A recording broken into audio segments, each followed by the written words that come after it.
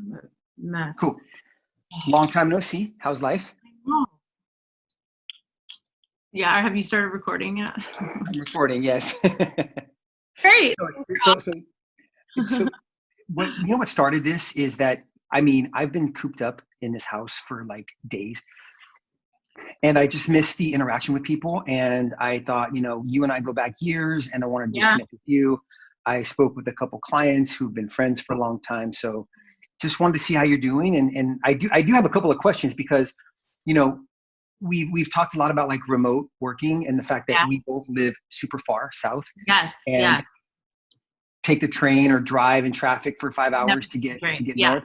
Yeah. So I'm just curious overall, like how's life working from home? Are you sick of it yet? No, never. It's funny. I previously was working from home a few days a week just because there are better things to do with my day than spend 4 hours in a car, right? I mean, traffic is brutal. And so it would be like, I have a lot to do, so I'm going to work from home today, which I'm hearing is a different experience than a lot of other people who are like, I have a lot to do, I've got to get to the office. I think in part, I don't have kids, so that probably is helpful.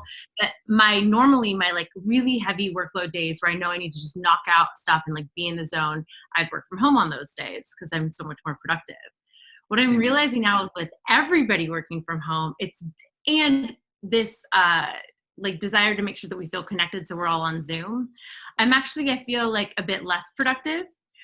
I feel like people are over-indexing on connection and transparency in a way that like has more meetings and then more video meetings. So before we would take a Zoom if we needed to share a screen. But if we weren't, I would be on the phone and I'd like, kind of walk around my house and I'd like do laps. Or like if I knew I was taking a meeting where I didn't need to be in front of the screen, I'd like walk around the block. So I'd get some movement. But now I like wake up, camp out in front of my screen, and then I'm here until like 2 a.m. And I'm like, what happened? I know. What? And so you're working more hours basically. Well, and I think most people in PR and comms and brand are already working more hours right now. Yeah. Right? We've got a lot going on, especially, I own internal and external. So we're just working overtime to make sure that we're communicative with the team, that everyone feels equipped with what they need to be successful, that everyone feels connected. So, and then all of the exec comms piece. So that's already taking a lot of time, but I think because everyone else is being like, hey, I'm here, I'm working, and let's hop on a video, let's get on Zoom. It's actually like a little bit more challenging to be productive. Not to mention we have Zoom on top of the things that we already had, email, Slack, etc. I was on, the other day I had a call at 6 a.m. I was literally in this seat from 6 a.m. to about 10 p.m. And to your point, I was like, what am I doing? Like I felt cooped up, and I'm kind of going crazy, to be honest. Like I love working from home normally, but my daughter's home from college and my wife's working from home, and we're all on Zoom and they're taking classes from Zoom. So my internet's always lagging. Yeah. And sometimes I just need to like get away. So I'll just take like a super long walk and just gather my thoughts. And I'm kind of looking forward to going back to work at some point. But I do enjoy being able to like roll out of bed and just like literally like log in and not have to sit in traffic. Yes.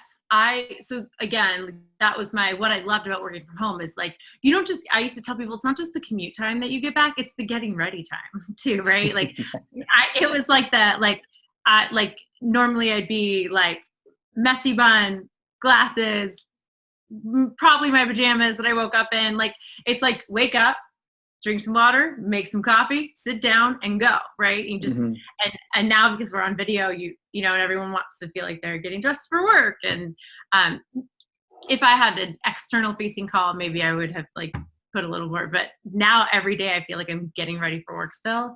And I'm looking forward to everyone else going back to work so that my work from home days can be more productive again. Yeah, exactly. But I definitely, last week it started to get to me more. I feel like people are having different like peaks and valleys of this shelter in place and how they're experiencing it, what's coming up for them. For me, this is, I think, the longest I've gone without like being in water, without swimming, without being at the ocean. The beach is like a important place for me, and we're not supposed to go. So that over the last week has gotten a little bit more like, I like my normal places of sanctuary and grounding aren't available to me. And so finding a new way to do that is like, and I miss hugging people.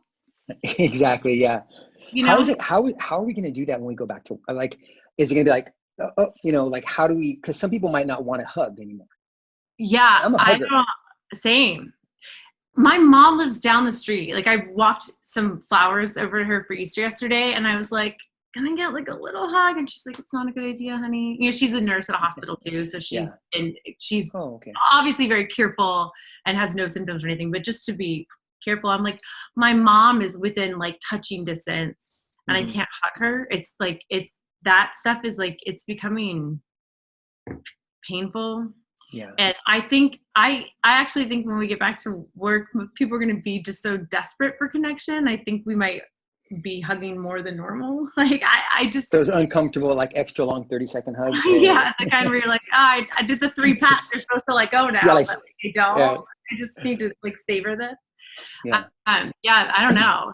I think what's going to be more interesting is that we may be able to go back to the office before kids can go back to school. And that's going to present some challenges for people. And also so many camps are canceled, I think, or looking like they're going to be canceled. And a lot of parents rely on both school and camps for sort of daycare while they're at work. And so I've been, having some conversations around like, do we take one of the big common areas and turn it into like a bullpen for kids who are in school still, so that parents can come back to the office and have their kids in a place where they can do their school and we're going to have to figure out something because that's going to be a challenge for parents. We got a memo from Valley Christian that they haven't canceled the school year yet, but so May 4th is like the day, right? We all go back, but school ends like May 25th. So, I mean, to me, it doesn't make sense. Like, I think they should just cancel the rest of the school year, let the summer play out, and then next year go back to school. For my oldest daughter at UC Santa Barbara, she's, she came home 3 weeks ago. They canceled their finals, and this quarter is all online. And so she's going back to school in September of next year, or this year, next school year, back to Santa Barbara. So it's, I don't know. I'm just kind of taking it day by day, to be honest. Yeah. I'm in that camp too, just to see what happens. And we've adjusted really well so far. I've actually been very impressed with everyone and how quickly and everyone's sort of adjusted to this new temporary normal. Yeah. And so I have all the confidence that we'll be able to continue to be agile and adjust, right? Yeah. So question on work. I mean, just because you guys, Dynamic Signal, I mean, I'm a huge fan, been a fan for years. I know a lot of the folks there. So this is like the backbone of what you do. I mean, you are using technology to connect with, employees to teams. And so I'm just curious, does the fact that we have to work from home right now, does it make like your job easier? Not yours specifically, but yours as a company. Does it make it easier to deploy Dynamic Signal or sell it, or what are the challenges? Yeah. So we've certainly never had a better product market fit than right now, right? Historically, people have looked at communication as a nice to have, a soft part of business. And now we're recognizing how absolutely critical it is. The thing that's happening that's fascinating is that the disconnection that knowledge workers, desk-bound office workers are facing now, and they're like, oh no, now how are we going to stay connected? How are we going to stay informed? Like, that has always been the case for frontline employees. The retail experience, people who are factory workers or truck drivers, working at a restaurant, those employees have always faced this dilemma, but we hadn't prioritized it yet. So one, for me as a communicator and someone who deeply believes in the critical nature of communication as both a like business benefit and a human benefit, the recognition of the forgotten front line, I think, is really important, and I have a lot of hope that this will shift what their work experience has been. And those are often, the people making our products, the people who are engaging day to day with customers. And we have left them out of sort of the internal communication, right? We've told them like, go log into the intranet on the kiosk in the break room, or look at a poster that I'm hopeful for that. Who does that? Nobody does that. No one does that. And so I think that narrative for Dynamic Signal is starting to resonate in a new way because people are seeing the connection. CEOs want to be able to talk to their team. They want to get executive comms, wants to break through the noise and connect with people. There's a recognition that alignment is critical right now, and that you can't take it for granted. And so from a sales perspective, this is an incredible time for Dynamic Signal because there's such a need, and our technology fills that need. And we're really, really proud of the work that we've done. We quickly created a new 2-week rapid deployment program. Wow. So people who come to us now, we can get them running in some capacity in 2 weeks. And that's been really exciting. I mean, Toyota posted a thing on LinkedIn from their Dynamic Signal program about how they had expedited their timeline to roll out right away and how they were connecting with all these workers and employees. And congrats, by the way. So that was a pretty big win. Yeah. I mean, we feel really honored to serve as the technology partner to these companies who are really elevating the employee experience and connecting employees in a meaningful way.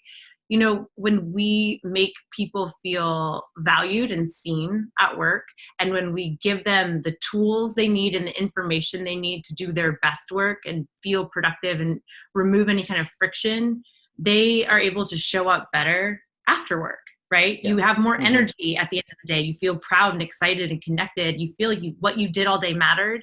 So many people, and I think we're seeing this as a society now, really look to work as their tribe. It's their community. It's their connection point. Yeah. And now we're all being taken out of that. So it's become extra important that we find that. And I also think it's become extra important that people finish their workday in a better place, because we're already tense.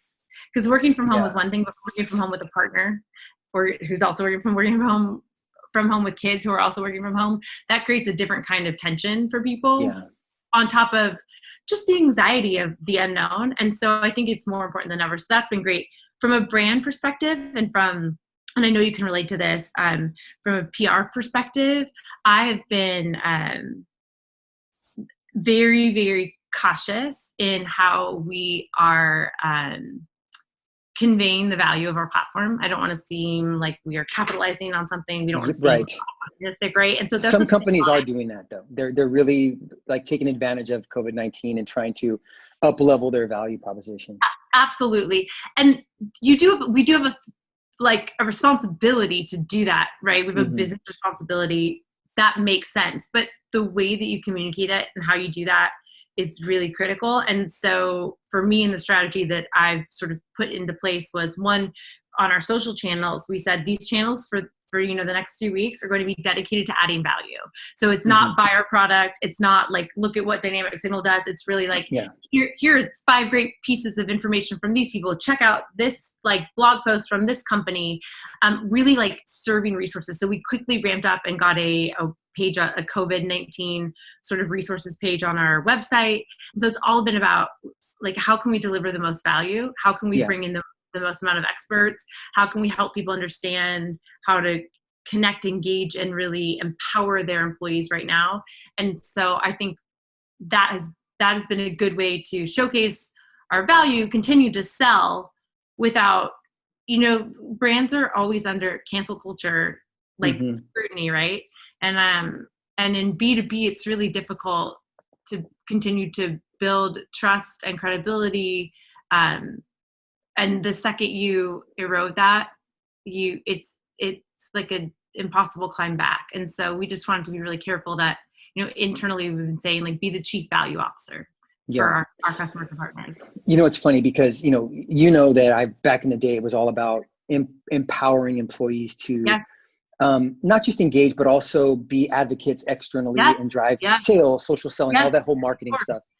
And so, I've kind of taken a step back from that as well, but just because it's still important, it's still a trusted channel, but you and I have talked about this before, like you cannot do that until you have a very grounded culture. And I think that right now is a test for companies because it's testing the way leadership is communicating with their employees, especially right now in this uncertain times, and companies, are laying off. It's unclear about the stock market is taking up my 401k. Oh my God. But I know. So it's, I think don't look at it. That's the strategy. I know. I do. Don't look at it. Can't. So, but I think right now it's a test for companies to really to see, and I don't think we're going to know this right away. Maybe we won't know till next year or later this year, where the companies that come out ahead and successful and overcome the challenge right now are the ones that are focused on the health of the company, the health of the organization. Yeah. And our CEO is awesome, and she sends us emails every day, and a lot of it is encouragement and kind of what's happening and what we're hearing. And it's just great to feel connected to a leader who is cares about the team, cares about her employees, and is communicating with us and not causing us to ask questions of our manager saying, hey, what's going on here? What's going on here? But instead being proactive. So that's just an interesting dynamic how I kind of view in the whole employee space. Yeah, I still deeply believe in employee advocacy right now. I would say this is not a time to slow that down. In fact, I would elevate it. I think you just have to remember how to apply your brand values in a different way. So everyone has their values, whether it's like, trust, innovation, equality. We have all these sort of like brand values. People put them on their mission statements and on their walls in the offices. So those can still be applied to this and to employee advocacy in a different way. So I think if, we're trustworthy, and that's not just about being trusted and building trust internally or with your customers. I think employee advocacy now is like, what can you get out to your employees that is not about your CSR, not about your products, not about your company, but about your communities or, the locations around your offices or where your employees live? What can you get them that they can share as a ambassador of your company and an ambassador of these set of values that you own as the company, and become a trusted, credible, authentic resource about when grocery stores are open for at-risk, more at-risk populations. Like, right? Like what if every, every Whole Foods employee was like empowered with like, here are the hours of our stores and like, here are the other places you can go when we're out of something. Or, like if everyone in the, dynamic signal community, we're giving them articles about how to work from home successfully with kids. And so it's not about like dynamic signals. What can I give them that they can share with their networks, their communities, that make them still that's a great representation of who we are and of our values and what we're trying to do in the world. It just looks different now. Hey, on that note, do you know of any grocery stores where I can get some Clorox wipes? Because that is like one thing that I desperately need. Clorox wipes, 0. And in fact, I went to Whole Foods and Safeway this weekend just to get avocados because they're like a staple in my diet. 0 produce anywhere. No, not a single avocado in all of like the South Bay that I could find. No spinach, like nothing. So, and come to Morgan Hill. Morgan Hill, we're stocked up. Did you see? I don't know if you follow Ben Beharin on Twitter, but he posted, there was somebody in Morgan Hill was like walking a horse through a drive-through window with like a mask on. Really? Which actually I mean, I felt like they should have worn like one of those like paisley bandanas, just really like Zorro. On the West. Yeah, like Zorro. Yeah, and anyway. It said never change Morgan Hill. Oh my God. Anyway, I love it out here. So anyway, hey, I'm going to let you go. But don't hang up because we still need to talk after we're done recording. So thank you again for your time today, Robyn, and I will see you soon. I love that you're doing this. I'm trying. Thank you. All right. Yeah. Bye. Okay. Stop recording.